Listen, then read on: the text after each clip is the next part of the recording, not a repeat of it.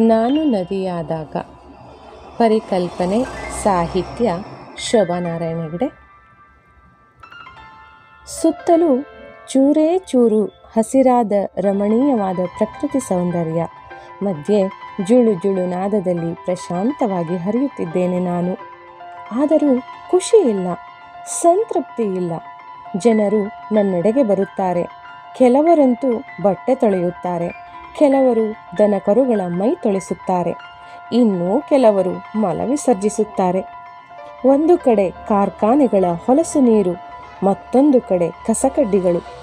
ನನ್ನ ಮೈಯೆಲ್ಲ ಹೊಲಸು ವಾಸನೆಯೇ ತುಂಬಿ ಹೋಗಿದೆ.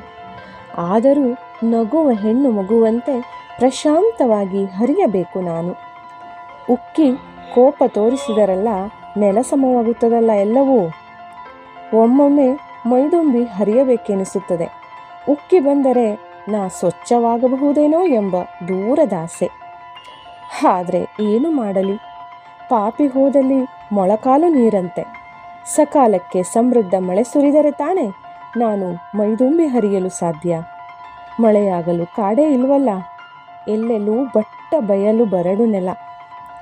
ಅದೋ ನೋಡಿ, ಹೊಲಸಾದ ನನ್ನನ್ನು ಕುಡಿಯಲು ಅಡುಗೆಗೆ ಬಳಸಲು ಹೆಂಗಳೆಯರು ಬಿಂದಿಗೆ ತುಂಬಿಕೊಳ್ಳುತ್ತಿದ್ದಾರೆ ಅಲ್ಲಿ.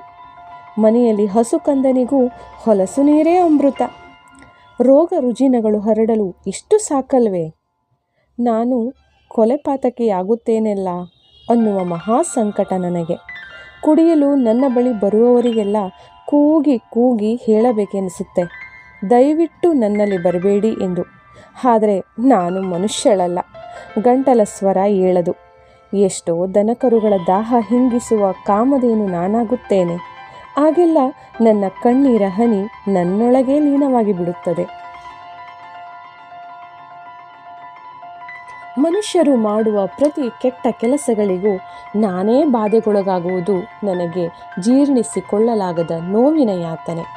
ಬುದ್ಧಿ ಇದ್ದರೂ ನನ್ನ ಮಲಿನಗೊಳಿಸುವ ಪರಿಯ ನಾನು ಹೇಗೆ ಸಹಿಸಿಕೊಳ್ಳಲಿ?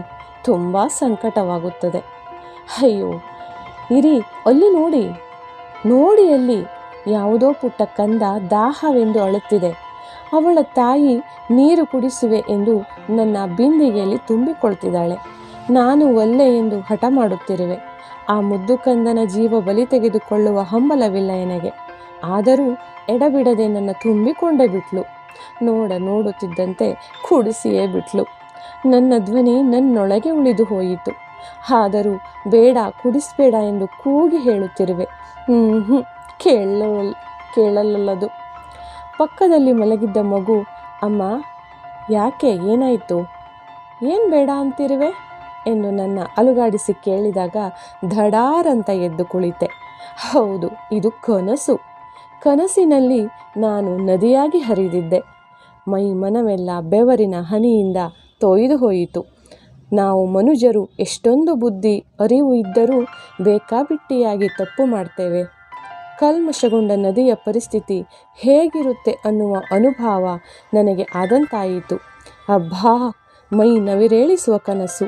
ನಿರ್ಜೀವ ಭಾವದಲ್ಲೂ ಭಾವನೆಗಳ ಹರಿವಿದೆ ಎಂಬ ಅರಿವುಂಟಾಯಿತು.